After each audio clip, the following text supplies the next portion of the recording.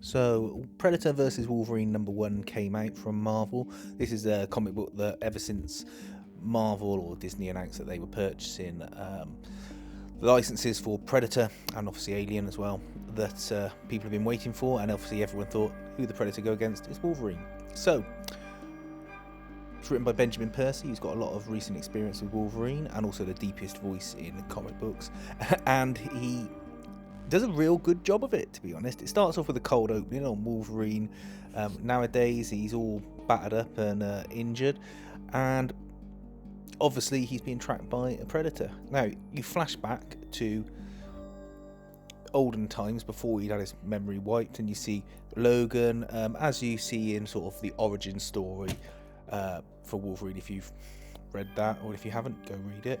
And he's just surviving in the wilderness, selling pelts, etc. At the same time, a predator is in the vicinity.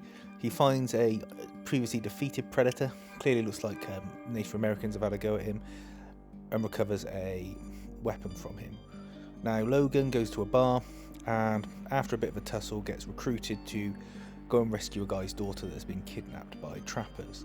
At the same time, you see this predator in quite a good sequence, sort of working his way up the food chain with different animals. I do like the fact that there's an orca at the bottom of the page as well. I think that's, quite good. A killer whale is a bit inventive.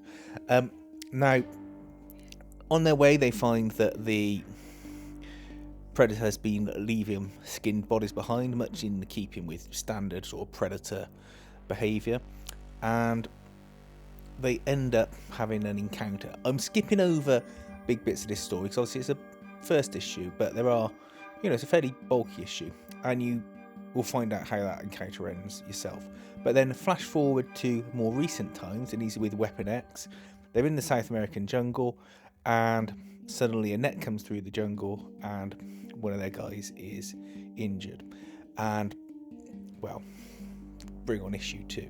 This reminds me a lot of the Savage Wolverine series, which I think is the best recent Wolverine series and totally worth reading.